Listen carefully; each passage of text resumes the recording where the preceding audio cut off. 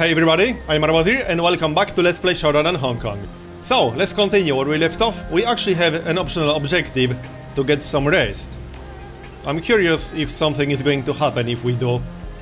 So, let's do it. We are already here, so might as well. Maybe we'll get another dream. Okay, you wake with a start. Your limbs bound up in a sweaty tangle of linen bedsheets. An incredible sorrow swells in your chest. You feel empty, half-starved and alone.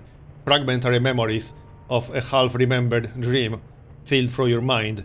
They're already fading away to nothing. Chase the memories. You close your eyes and concentrate, willing yourself to keep the dream from slipping away. Gradually, the memory comes back to you. The walled city. You are back in the walled city. You don't remember how you got there, but it couldn't have been any place else.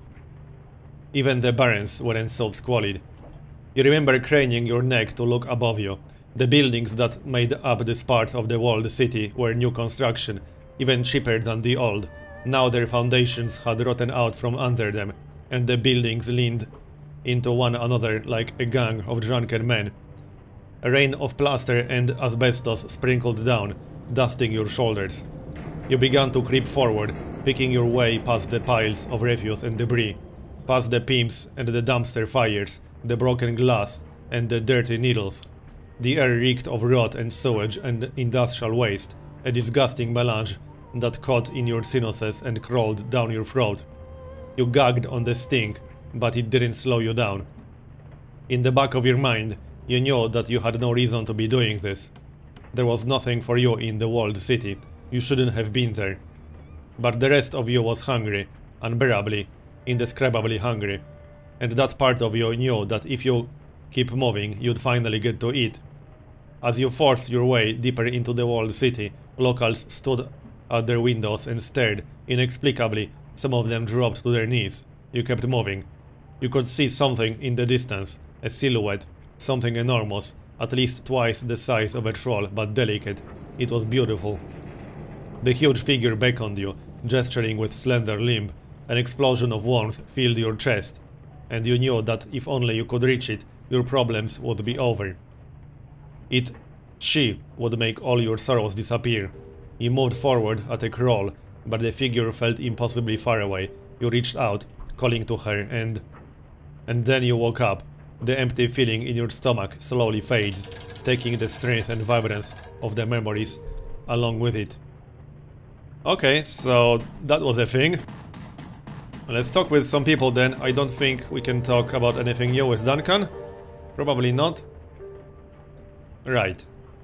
I will probably talk with Gobet and Isabel later, but I want to take a look around here. So let's take a look around. See if we can find something interesting. Actually, hold on. Were these people here before? I don't remember them being here. Let's have a chat. Smuggler. Two men in dirty synth leather jackets look up from their conversation as you approach. They both look haggard, their shoulders slumped with exhaustion, and neither appears to have shaved this morning. What do you want, man? We're talking here. I'm new in town, figured it'd pay to make all the connections I can. A grim chuckle rumbles out of him. You chose the wrong day, stranger. We're moving down further downstream, and we're doing it today. There's something wrong with this place. Too many bad dreams. I know what you mean. The man blinks. His expression shifts from guarded to curious. Did you dream it too? The long corridor and the thing with the ivory crown?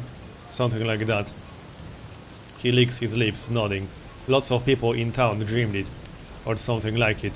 From the folks I've talked to, there were a bunch of different versions. Some people turned away from the corridor, went down alleys, that kind of thing.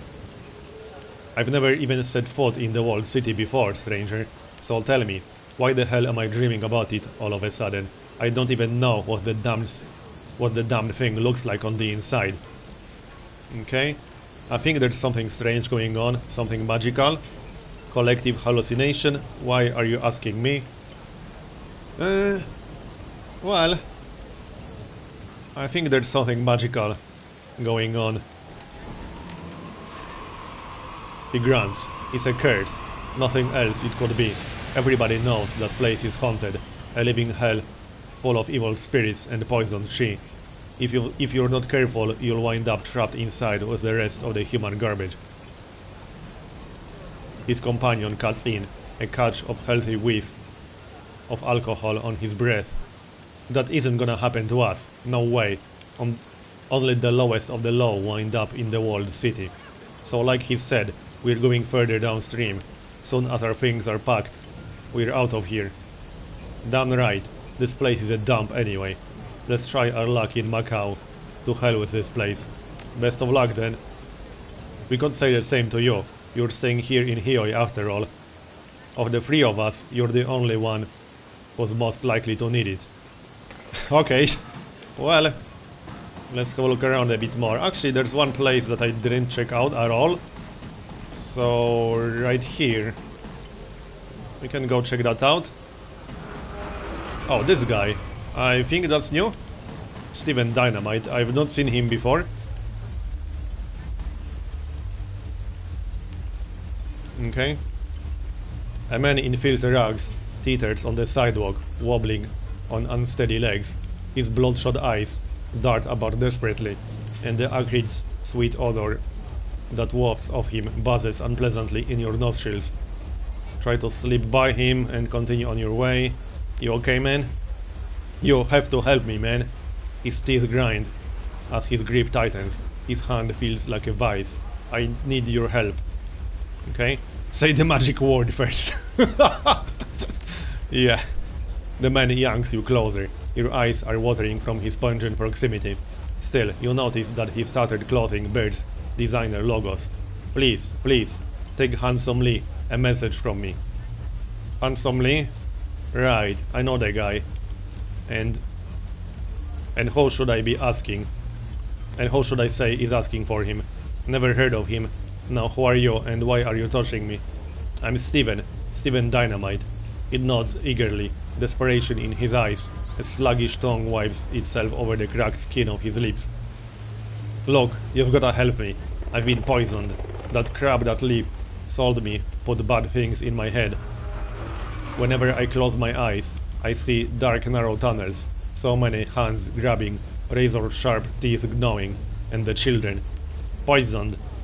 You sure isn't a bad trip? Bad things in your head. Are you talking about hallucinations? What makes you think that any of this is my problem? Are you talking about hallucinations? The junkie stares into space. A faint trickle of saliva makes its way down his chin. No, not exactly.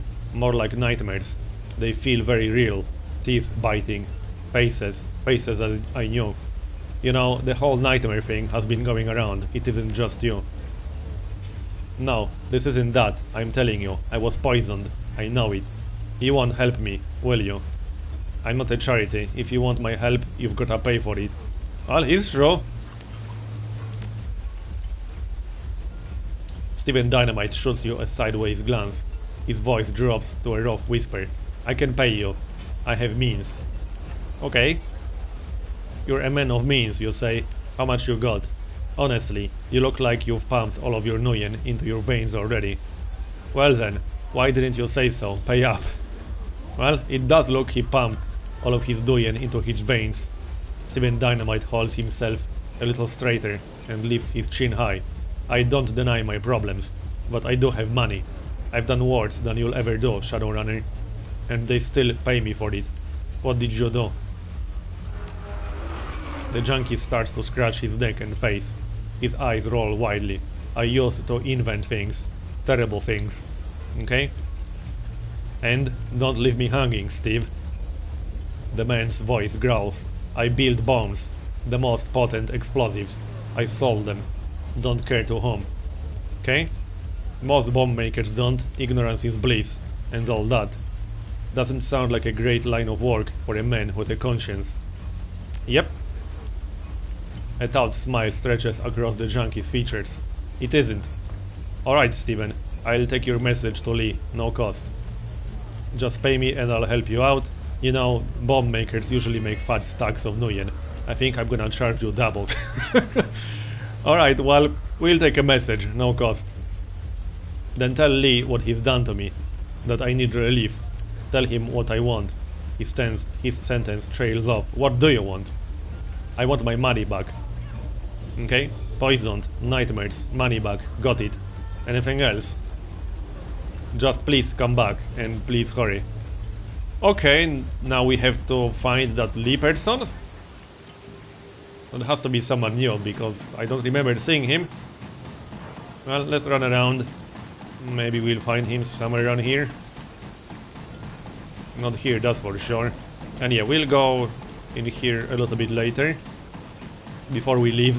Before we take our next job. That's maximum low. We already talked with him, although I might talk with him again.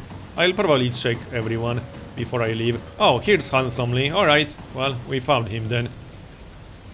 It's muggy out even for Hioi in monsoon season. You pause to mop your brow. Suddenly, you feel eyes upon you. As you glance up, you meet the tranquil, searching gaze of a man half hidden in the shadows. He's wearing a crisp white tailored shirt sleeves neatly rolled, with a dark grey silk tie and a smart black trousers. If he's sweating, you don't see it. The man tilts his head ever so slightly in greeting. A newcomer, welcome. He flashes you a brilliant smile, eyes glinting with bemusement. You can barely detect a faint trace of an accent in his voice. Handsome Lee is the name, purveyor of enhanced sensory experiences. I can see that you've got some tales to tell. You mentioned you sold enhanced sensory experiences. Let's see what you've got. You're not from around here, are you? His smile flickers briefly. He's got a decent poker face, but you can see that he's rattled. And, why do you ask? You've got an accent, Lee. It's barely there, but I can hear it. Ah, you're right. I'm not from Hioi. Where are you from, then? I was born in Taiwan. I was forced to flee during the Nationalist War. I hear you have a slight accent as well. Seattle? Yeah, emphasis on the slight. The corner of his lip curls smugly. It's your move, apparently. Incline your head. Good guess, Raymond Barnes. Handsome Lee suddenly fixes you with his gaze, sizing you up. His face is impassable. Nasty place. It toughened me up. I've nothing to be ashamed of. I know what you mean. My own life experiences have left me ready for anything. But we can discuss this another time, yes? Let us now talk about business. I am a businessman after all. So how about it, friend? Can I show you my wares? I run into someone with a message for you. Handsomely beckons you closer with a languid gesture. I think I can guess. Steven Dynamite. How'd you know? It was about time for him to contact me. I know his cycles very well. He gives you a knowing nod. He's one of my most loyal customers. Not for long, Lee. The latest batch that you sold him sent him on a really bad trip. Yeah, I'm sure, but hey, guess what? You poisoned him. He's all wiggled out and he blames the last batch that you sold him. Okay. Well, he blames the last batch. Like, the first one is kind of like us stating the fact, but the last one is just saying that he's the one who blames it only, which is true. He was already wigged out. Steven has been a habitual drug user for years. But alright, go ahead and tell me, what does dear Steven want? What do you think? He wants his Nguyen back. What do you think, man? Haven't you ever been shaken down before? Well, he does want his Nguyen back. He straightens abruptly from his elegant slouch and juts his chin out. There was absolutely nothing wrong with my latest creation. It was painstakingly designed to elevate the senses and titillate the spirit, a smooth high that I have indulged in myself. Now, if the unfortunate Steven happened to dilute my masterpiece with lesser substances, I can hardly be held responsible. Okay? You can use all the flowery language you want. I'm not leaving here empty-handed. You don't get it. I don't care whether your drugs work or not. I just want Steve's money. Okay, well, these are the only options that we have.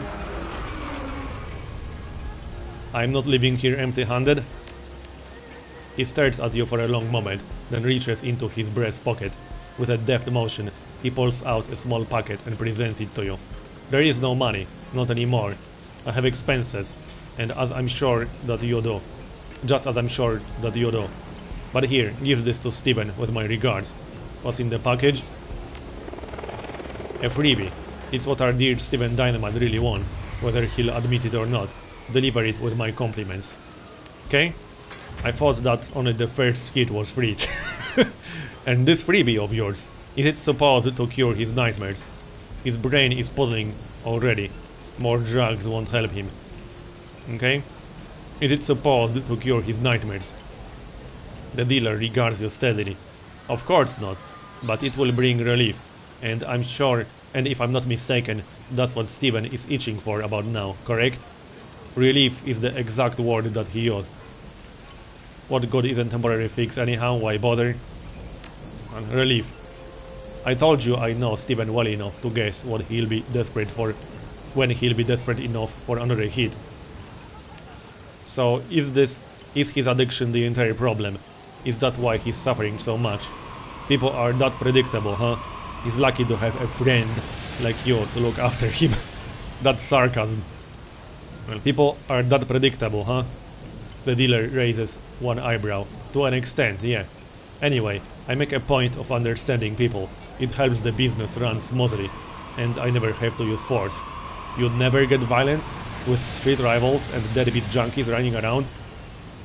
He lays a slender finger along his aquiline nose. Never. For one, it's not my style. Second, I know to make an exit before things get too hot. Timing your exit right is certainly a life skill. Lee nods gravely. I wish my skill could have saved some people in my past, but no matter. It serves me well in here and now. I'm sorry about that, man. We all have regrets about the past. Lee's gaze drifts off into the distance briefly, but he shakes himself from his thoughts. Yes, and some individuals have more regrets than others, like Steven. Anyway, take this. Give it to him. It should help him, at least in the short term. Alright, very good. Please let me know how it goes when you're done. So we got Bliss. Yep, take that. I bet we could keep that ourselves, but nah. Let's go back to Steven. See if he's going to be satisfied enough with that.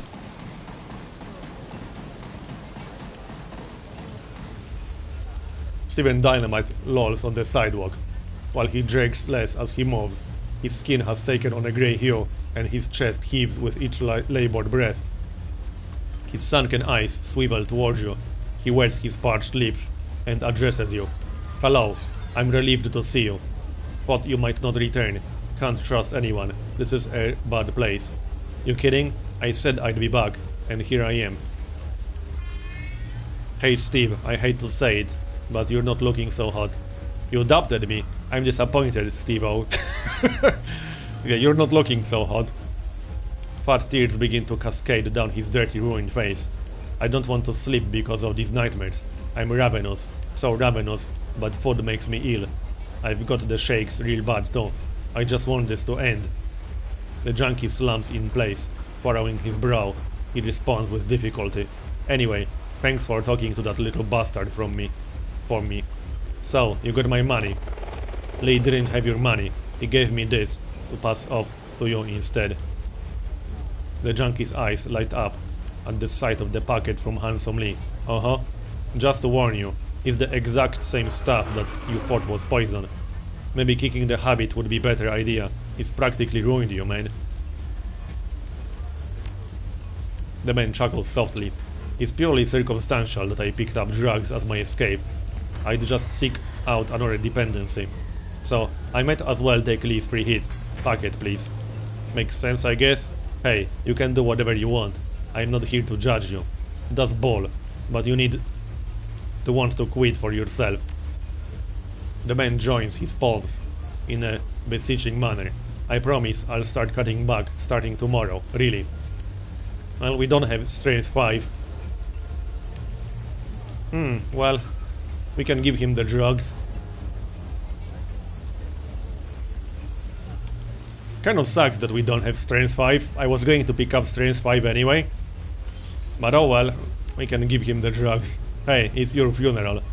He eagerly snatches the packet of bliss from your hand, his eyes lighting up with excitement. Before you take that, I wanna ask you about these dreams. Okay? You want to ask about my dreams? Why? Because I've been having bad dreams too. Maybe we can get to the bottom of them together. He stares you in the eye. His voice drops to a sharp whisper. These aren't like ordinary dreams. They're visions. They're so real. I've put all kinds of substances into my body, and I've never experienced anything like this. You were practically raving the last time we talked. Explain your dreams to me again clearly this time. I'm walking through a series of dark, narrow halls. It stinks to high heaven, and I run into more and more people as I move forward. The people are jostling me, but I'm starving, like I haven't eaten for days. I just want some food, so I press on. I start seeing children in the crowd, children with terrible burns, disfigured faces. All these people are grabbing at me. He begins to tremble, from the head to foot. His eyes bulge. Then I see teeth all around me. I feel the teeth on me. Okay, Steve, let's talk about the drugs. You said that you're on a lot of them, right? More than I can count. I used to get my kicks from explosives. I loved blowing up stuff, seeing glass splintering, solid walls disintegrating, flames leaking the sky. Not anymore. Now I'm sick. Now I stick to needles and pills. Oh, hang on, you blow stuff up. I was a bomb maker. I designed custom ordnance. It was a dream job, plus it was very lucrative. Megacorps couldn't get enough of the devices I invented. I was too high on my own ego to wonder what they were up to. You sound like a pyromaniac. What were the Megacorps doing then? They were fueling wars. They often managed to sell to both sides in conflicts all over the world. Casualties be damned. That's nothing new. War profiteering is as old as war itself.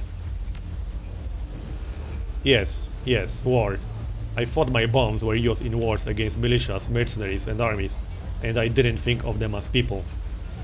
But the weapons I developed got used against civilian targets. The man starts digging his raw fingernails into his palms so hard that tiny crescents of blood stain his palms. I'm from Guizhou. Sichuan has taken over much of the province, but pockets of resistance remain. These are big political struggles, actions remote from the lives of ordinary people. Yet the village where I grew up in Guizhou was annihilated. These were tobacco farmers, winemakers, peasants, not military. Tears leak from the man's eyes, tracing narrow lines down his filthy cheeks. I recognized the distinctive patterns, the traces that were left behind. These were my bombs, used to shatter the landscape of my childhood. Why would Sichuan bother to bomb a village? When was your village bombed? Did you see anyone that you knew? Well, why would they bother to bomb a village? To break the spirit of the people. It broke mine. Now I just want to forget. The drugs help. Sometimes. When your village was bombed, did you lose anyone that you knew? I knew them all, from the frailest elders to the littlest children. My own family died too. We weren't always close. Pyromaniac inventors don't fit in well with agricultural backwaters, but they were my only kin. Okay, Steve, I think I'm getting what's going on here. I guess that I must be feeling guilty about the bombs, huh? All of the blood on my hands. I can feel it all the time. I just like bombs. I didn't want anyone to get hurt. How am I ever going to make this go away? How will I live with myself? The drugs help me forget, but do something to undo the harm you've done? Well, you could start by helping some kids. For starters, you can stop wallowing in self-pity. That would probably help. Give me your dough and you'll feel lighter without it. Oh man, that's cold. Do something to undo the harm you've done. Use your imagination. Use your imagination. I don't think he has a whole lot of imagination that he can use in a productive way right now. Well, you could start by helping some kids, or stealing your bomb schematics back. Well, or you can stop wallowing in self-pity, that would probably help. The man runs his unsteady hand through his hair repeatedly. I can't just stop caring. What I was involved with, what I'm still complicit in, is just so terrible. What's done is done. Pulling your hair out over it isn't helping anything. I just wish it were different. I'm pretty sure that you could find an alternative if you tried. What alternatives? I can't think of anything. Do something to undo the harm you've done. I don't know. Use your imagination. You could start by helping some kids or stealing your bomb schematics back. Helping kids, stealing my... I wouldn't know where to begin. Need time to think. You could show those megacorps that they can't use you, plot your revenge.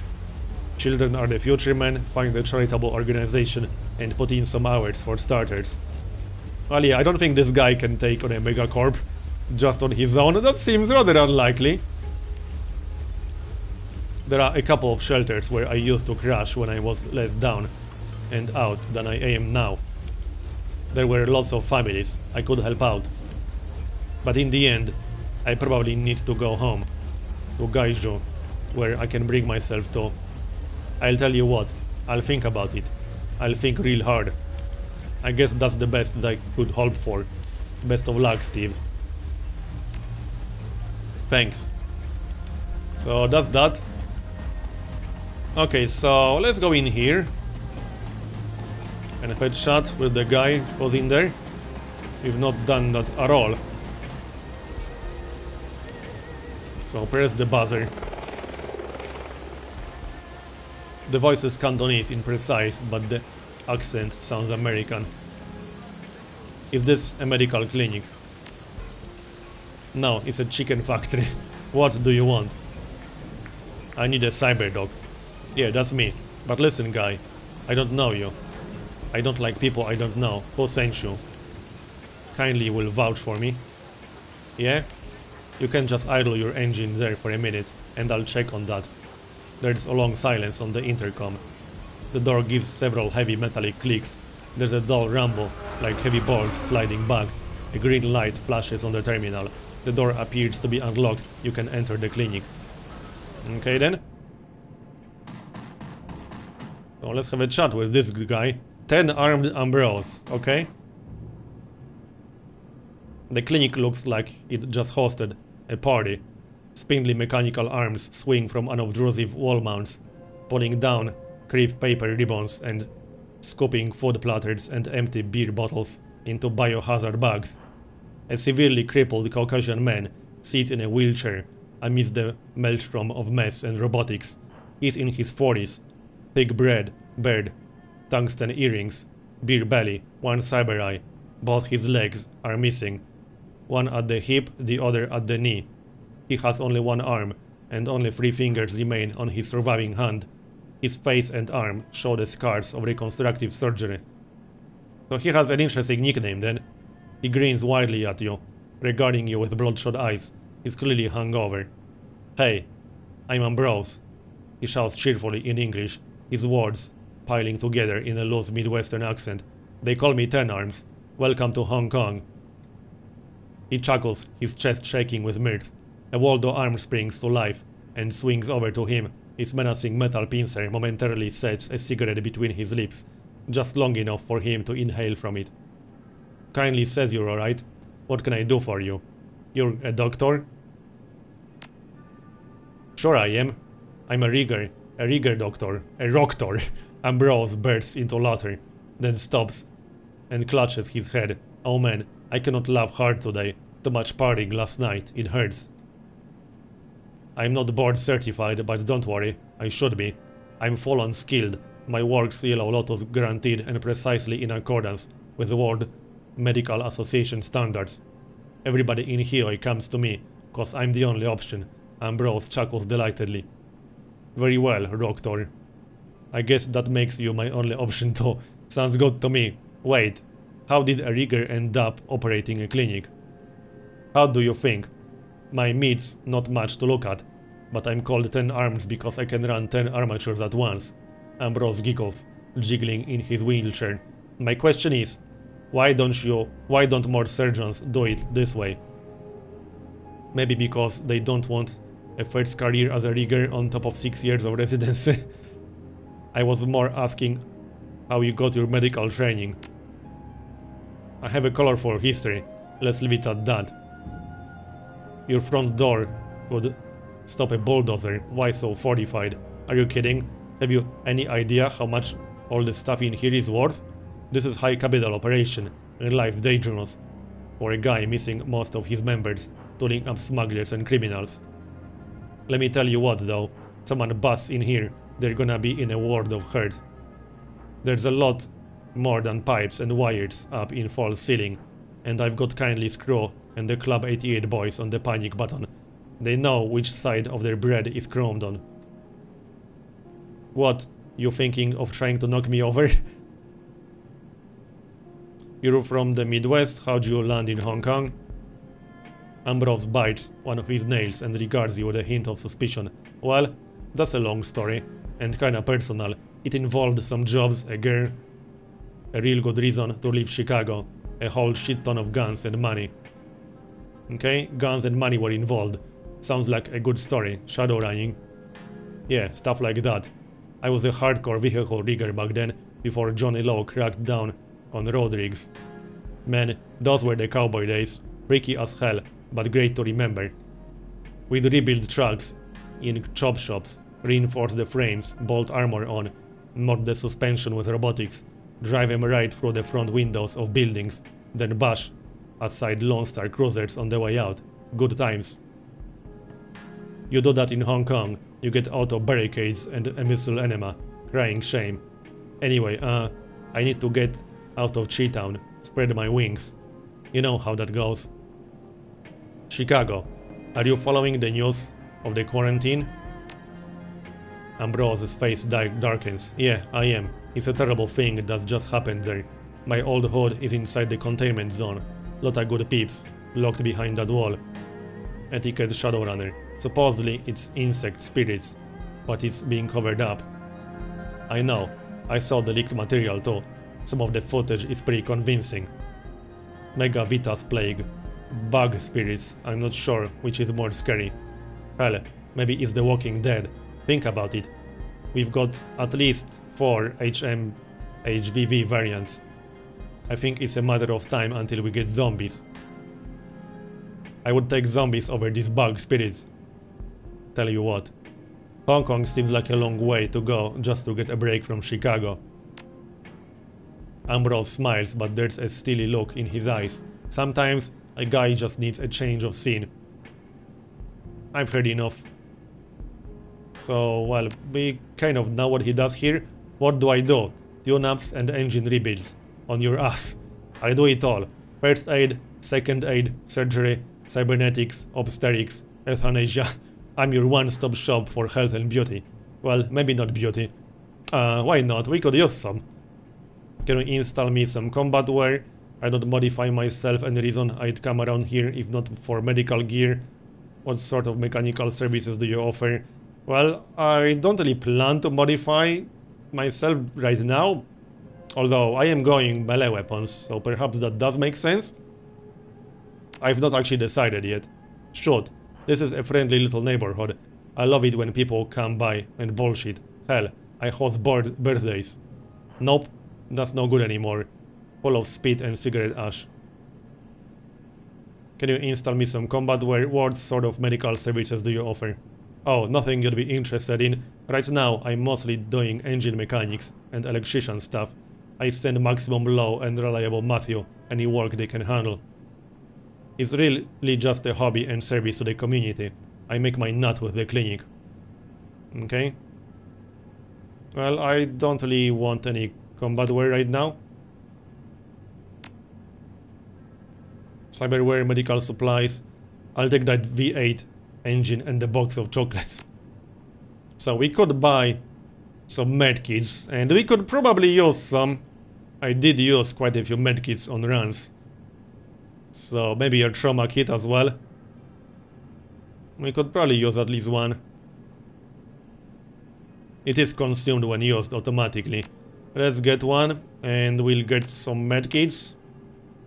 How much money do we have? Okay, this will cost us 400. Let's just buy all his medkits. I have a feeling we'll need them in the future. Alright, 450. There. We got the medkits. We should probably spread them around just a little bit. So yeah, something like this. I can give them to the team later. Alright, looks good enough. So, bye. It's been nice knowing you. Examine the lobby. This electro-furnace room has been built out as a medical clinic and a machine shop. The air is alive with the rumble of the furnaces and the hum of cooling fans. It is sweltering. The front area is more like homey coffee house than a clinic lobby. Comfortable old furniture, used digipads, coloring box. The wall opposite of the boilers is cluttered with a mixture of photos and prints, local artists' work, images of military vehicles, off-road racing, Rube Goldberg machines, personal photos, old-time Chicago gangsters, the Desert Wars Motorized Combat Division. Glance around the clinic space. The work area looks more like a machine shop than a medical theater. A roboticized operation table and a hydraulic lift supporting a partly dismembered V8 engine occupy places of equal importance against the north and south walls. Prosthetic limbs and racked overhead like machine parts. A heavy lift hoist is clamped to an I-beam. An impressive home-built computer sits against the far wall. Several bulkier towers sit under the desk, fans whirring. It looks like a sysadmin Deckard server station than a doctor's terminal. The floors are scuttled concrete, stained with grease and old blood. The faint odors of ammonia, gasoline, and antiseptic mingle in the air. A large sign on the back wall reads, "Sanitary space, no spitting." Alright, let's get out of here. We got some medkits, so that's probably going to be useful in the future. So, do we have time for anything else? I could check Spider Shen, see if he has anything new. Actually, there is one thing that we can do. We do have some karma to spend. So if I spend some karma to get Tree Casting Tool, then we could equip Magic Resistance. This gives us medium cover against magical attacks, something like that. And this will only cost us 2 karmas, so it's a good idea. We'll spend that. I'll probably raise my strength. Should have done it earlier. We would have gotten some extra dialogue options, I suppose. But anyway, we'll pick up magic resistance for sure. And magical attacks can really mess you up. So I figure it's going to be useful. There it is. Magic resistance. Medium cover bonus to magic spells. Yep. That's 200. Reasonable. I don't see anything new. So we'll buy that. It's already equipped. Alright, looks good enough to me. I don't think we can talk about anything new with Spider Shen. So, is there anyone else we can talk with? I'll probably talk with Gobet and Isabel before I pick up the next job. Okay. Jean. Yeah, I talked with these dudes already about dreams. I think that's all. Reliable Matthew. I don't see anyone new. Parlor of 5 Phases, we know that place. Alright, I think that's all of it. So let's check some of the mails. Not all of them were about jobs. So for example, this one, Raymond Black's history. I don't think that's a new job. This looks like a new job, I don't think. Well, this might be a job as well. About those dreams. Yeah, I don't think that's about a job. Gobet's face winks onto the screen. Her rats are perched precariously on her head, and she holds a laser pointer clutched between her thumb and forefinger. Oh hey, Cyril. I hope I didn't catch you at a bad time. She flicks the laser pointer, and her rat's head swivel to the right to follow the motion. Why did I just say that? This is a recording. It doesn't matter if it's a bad time. Well, anyway, I was thinking about that talk that we had, you know, the dream talk, about the nightmares and stuff. I've got a friend here in town. She runs in the Parlor of 5 Phases.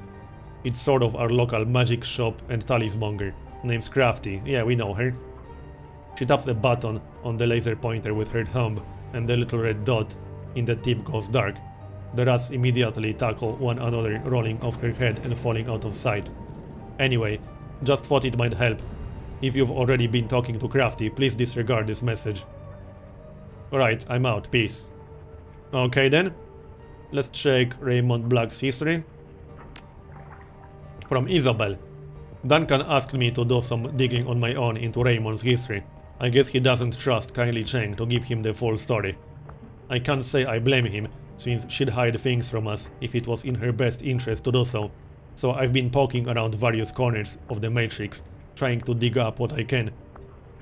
Most sinners leave a data trail the size of an aircraft carrier in their wake. Working backward in time, Raymond starts out that way, but it slowly tapers away into nothingness. Sure, I can find some basic records in Seattle, power utilities, a couple of public discussion sites he's signed up for, but the further back I get, the less I find. And the craziest part is this: prior to 2032, I can't find anything at all. And that shouldn't be possible. It's like Raymond didn't exist before then. I don't know. I'm going to keep digging, but it'll take me a while. I'll let you know when I get some news worth sharing, Isabel. Okay, interesting. So I'm pretty sure every single mail here is going to be a new job. So we're going to check that out in the next part. So thanks for watching this one, and I'll see you next time.